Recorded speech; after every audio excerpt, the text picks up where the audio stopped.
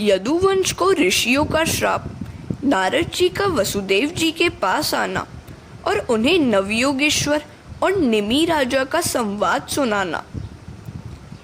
एक बार पिंडारक तीर्थ में विश्राम कर रहे साधुओं का मजाक उड़ाने की युक्ति यादव कुमारों ने सोची।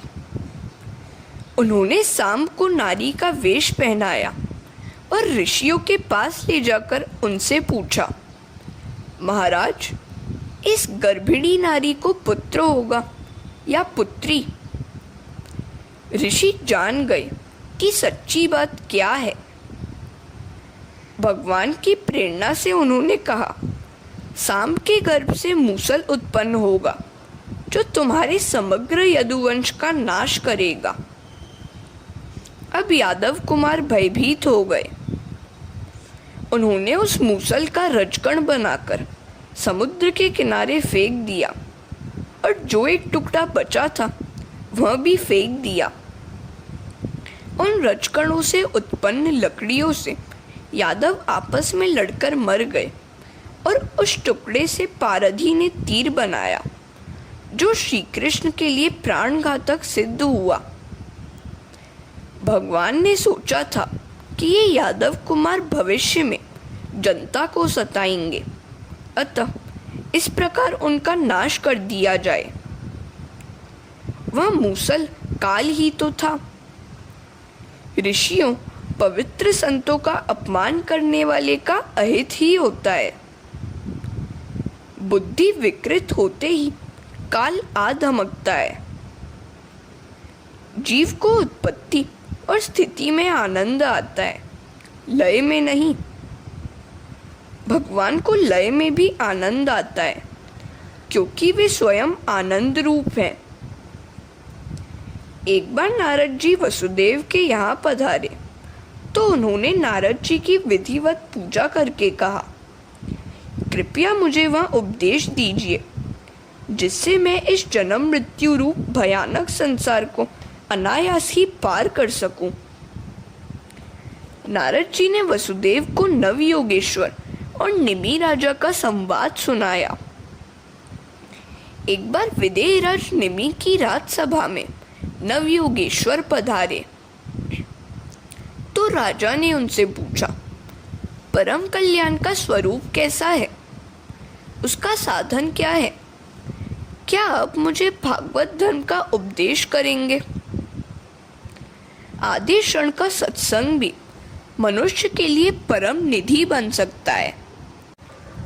तुल्याम लवेनापि न स्वर्गम न पुनर्भवम भगवत संगस्य मर्त्याना किमुताशिषः। भगवान में आसक्त संतों का क्षण भर का संग भी स्वर्ग और मोक्ष की तुलना में अधिक महत्वपूर्ण है, तो अन्य पदार्थों की तो चर्चा ही क्या। योगेश्वर कहने लगे, राजन, ध्यान से सुनो। श्री कृष्ण अंशी है और जीव अंश। कोई पूछेगा कि वे दोनों कब और कैसे विभक्त हुए? अज्ञान का आरंभ कब हुआ या कैसे कहा जा सकता है? अज्ञान का तो नाश ही करना है। जीव रूपी अंश ईश्वर रूपी अंशी से मिलने पर सुख और शांति पा सकता है।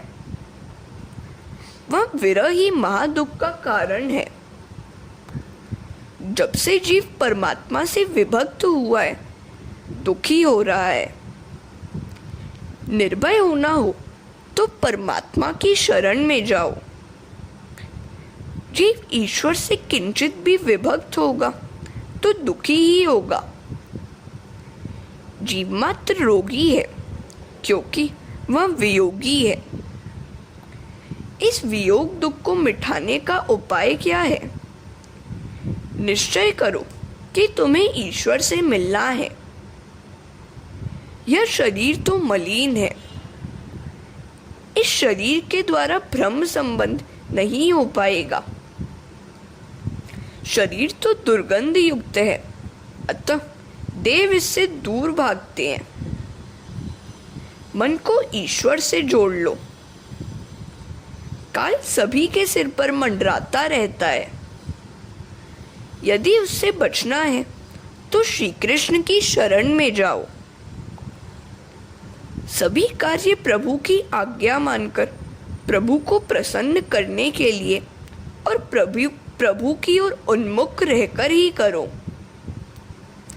सभी व्यवहार प्रभु से आंतरिक संधान रखकर ही करो।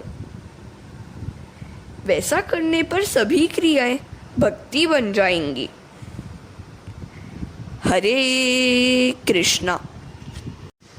कर्कश वाणी का प्रयोग कभी नहीं करना। सभी में प्रभु का अंश है ऐसा मानकर व्यवहार करने से वह व्यवहार भक्तिमय बन जाएगा। जड़ चेतन एक है, सभी जड़ चेतन ईश्वरमय है ऐसा मानने से पापों से बचा जाएगा और मन को शांति भी मिलेगी। सभी संत भी जीवन निभाने के हेतु कोई न कोई कामकाज तो करते ही थे। सेनानाई ने सोचा कि वह लोगों के सिर से तो मैल बाल उतारता है किंतु अपने ही मन का मैल दूर नहीं करता। वह सोच में डूब गया। धीरे धीरे उसका जीवन ही पलट गया और वह संत बन गया। कारोबार करते समय प्रभु को हमेशा याद करते रहो। सांसारिक व्यवहार और भक्ति को एक कर दो। ज्ञान प्राप्त करने के लिए सत्संग करना आवश्यक है, सो प्रतिदिन सत्संग भी करना चाहिए। सत्संग से मन की अशुद्धि दूर हो जाती है। जीव जन्म के समय तो शुद्ध होता है किंतु संग का रंग उस पर चढ़ता जाता है। सो हमेशा श्रेष्ठ संतों के संग में रहो। संत वह है जो हर कहीं सौंदर्य देखता तो है किंतु उसमें मन को रमने नहीं देता। संत हमेशा प्रभु का ही स्मरण चिंतन करता है। त्रैलोक्य का राज्य मिलने पर भी जो भगवान को न भूले वही व्यक्ति सच्चा संत है। संत वह है जो प्रेम डोर से हृदय के साथ परमात्मा को बांधे रखता है। ऐसे संतों का ही संग करो। जब तक सांसारिक विषय प्रिय लगते हो तब तक तुम वैष्णव नहीं बन सकते और मुक्ति के लिए पात्र भी नहीं हो। सुंदर विषयों का उपभोग करने की शक्ति और सुविधा होने पर भी मन उनमें न जाने दे वही सच्चा वैष्णव है। दो मार्ग हैं, त्याग का और समर्पण का। जो त्याग कर सके वह समर्पण करे। सभी के साथ प्रेम करो। सब कुछ कृष्णार्पण करने का भाव करो, अथवा न तो मैं किसी का हूँ और न कोई मेरा है ऐसा मानकर सर्वस्व का त्याग करके प्रभु से प्रेम करो। शरीर, वाणी, मन, इंद्रियां, बुद्धि तथा स्वभाव से किए जाने वाले सभी कर्मों को नारायण को समर्पित करना सीधा सरल भागवत धर्म है। कायेन वाचा मनसेन्द्रियैर्वा बुद्धियात्मना वा नुसृत स्वभावात् करोति यत् सकलम परस्मै नारायणायेति समर्पयेतत्।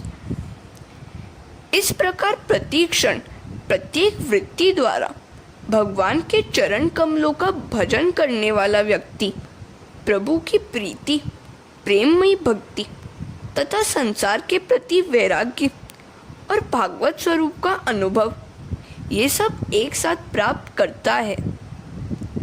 सर्वभूतेषु यः पश्येत् भगवत भावात्मान भूतानि भगवत्यात्मन्येष भागवतोत्तम। आत्मस्वरूप भगवान समस्त प्राणियों में आत्मरूप नियंता रूप से स्थित है। जो व्यक्ति कहीं भी अधिकता या न्यूनता न देखकर सर्वत्र भगवत सत्ता को ही देखता है। समस्त प्राणी और पदार्थ आत्मस्वरूप भगवान के कारण स्थिर है, भागवत स्वरूप है, ऐसा अनुभव करता है, उसे भगवान का पर प्रेमी भक्त मानो। जो मन से एकमात्र भगवान में निवास करता है वह उत्तम भागवत भक्त है। हरे कृष्णा।